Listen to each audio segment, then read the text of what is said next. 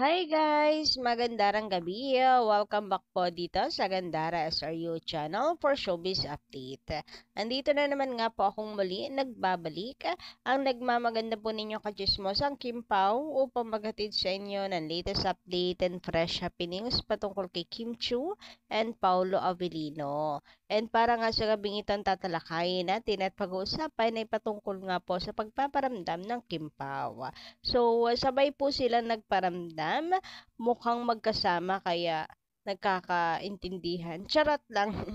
So, ayun nga, nakakatawa kasi hanggang sa pag-update sa social media ay sabay yung dalawa. So, yun nga, nagkataon lang ba ito? Parehas silang hindi busy may pag-update sa Sokmed. Anyway, ang importante, may paayuda sa mga fans at ikatutuwa po ninyo itong ating update. But before that, sa mga di pa nakaka-subscribe dito sa ating channel, maaari lamang napindutin po ninyo ang subscribe button at notification bell para maging updated po kayo at ma-notify tuwing may bago po tayong chika at balita hinggil sa Kim Pao. Basta mga balita na may kinalaman kay Kim Chiu and Paulo Avellino, sagot na po natin yan. And ngayon nga, nais kong unahin na batiin po muna si Kimi dahil muli, karabihan nga naman to si Kim Chiu. Lagi pong nanonominado.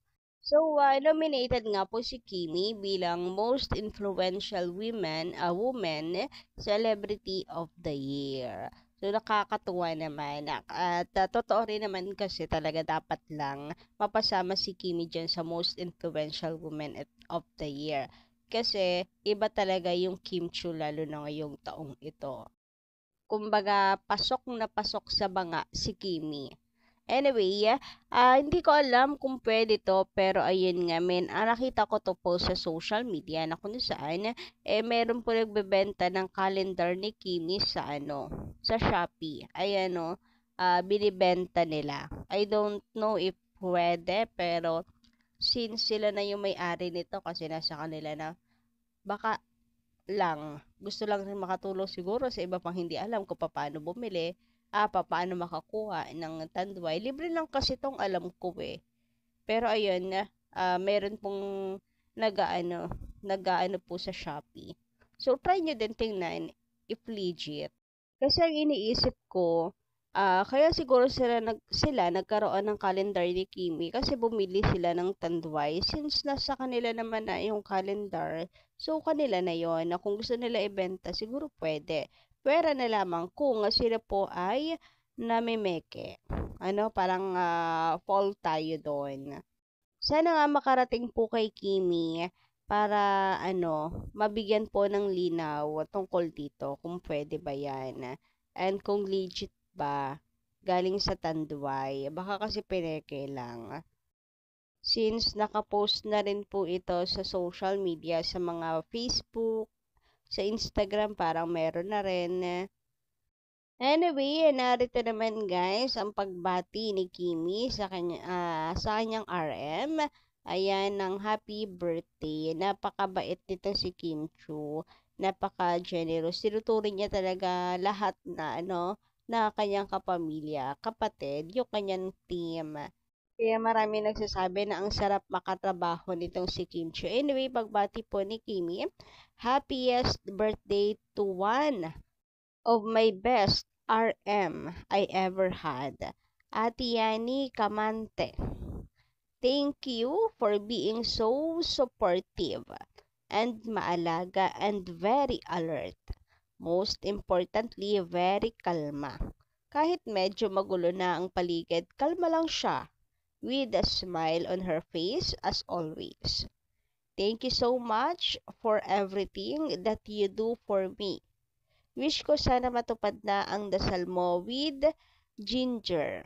Yes, and praying more success and happiness and good health for you at Yani. Love you or love you. Hashtag Team Edit for life. Ayan, how sweet Kimi is naman talaga. Such a lovely girl.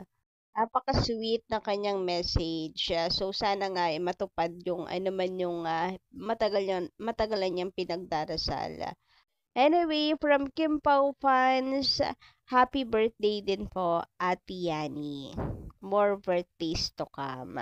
Samantala, dumako naman nga po tayo ngayon dito sa pinakasentro ng ating update ngayong gabing ito. So, mula sa post ni Kim Pao family, nakakatuwa guys dahil ang Kim Pao nga magkasabay pong mag-update. Halos magkasabay mag-update. Sabi nga ni Kim Pao family dito, halos magkasabay ang post ng Reels kanina. At napaka-supportive pa ng isa't isa. Pag-upload ni Papi, like agad ni Mami. For sure, ganun din si Papi kay Mami. Walang pinapalampas na reels ni babe niya yun. Hashtag One United Kim Pao. Hashtag My Love Will Make You Disappear in Cinemas February 12. Hashtag Kim Pao, Paolo Avellino, and Kim Chu.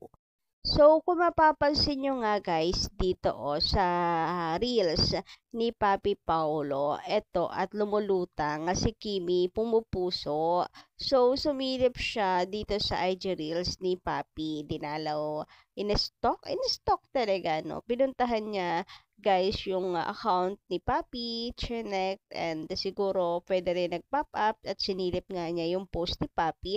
Then, for the support naman agad, si Kimi kay Papi Paolo. Uy, grabihan nga yan. Sarap pagmasdan, ano. And for sure, sayang hindi kita dito, hindi lumulutang-lutang si Pao. Ang hirap din kasi talaga makita, guys, yung lumulutang-lutang na yan. Napakaswerte ng mga nakakakita. Pero for sure, si Papi Paolo ay rin, for the support din. Kasi lagi naman siyang nakalike sa mga post ni Kimi.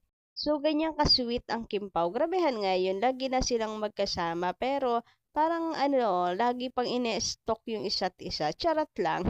Kasi lagi updated sa post ng isa't isa. And, lagi pang, naka-like sila. Ang sweet. Mga manihid na lang talaga at saka nagbubulag-bulagan yung mga hindi naniniwala na walang something sa Kim Pao, na hindi magkarelasyon ang Kim Pao kasi ultimo sina Christopher Min naniniwala na sila na talaga, tapos gusto lang talagang i-private ng Kim Pao ano man ang meron sa kanila. Anyway, update naman po kay Papi Paolo. Ngayon nga po siya ay pumunta sa Christmas party ng Wiltec. Ayan, napaka-pogi ni Papi Paolo. So, naka-jacket siya. Ayaw siguro ipakita yung bracelet kasi mabubuko. Charot lang. Malamig din naman kasi yung panahon. Ang lamig kaya bumiyahe. Panay na po yung ulan. So, kaya naka-jacket siguro itong si Papi Paolo. Pero apakagwapo. Na po natin. Palagay na lang po natin guys na na suot-suot niya yung bracelet. Samantala, narito naman ang reaksyon ng ilan nating kakimpaw hinggil nga po sa naging Christmas party naman ng It's Showtime family. So, eto nga, mula po kay Miss Marlene Acorda, magandang gabi.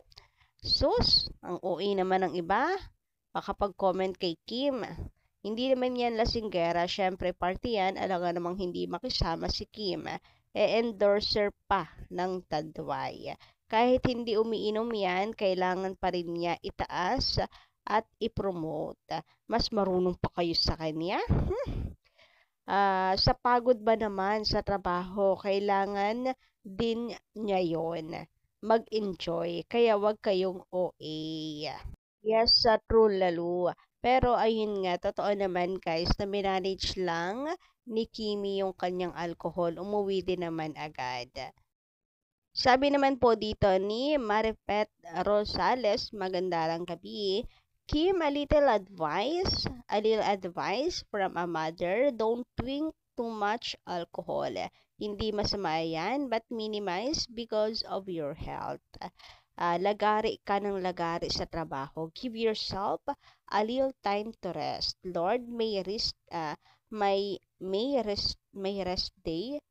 Si Lord may rest day, ikaw pa kaya? So, yun lang. Advice daw po kay Kimi. Siguro sa mga susunod.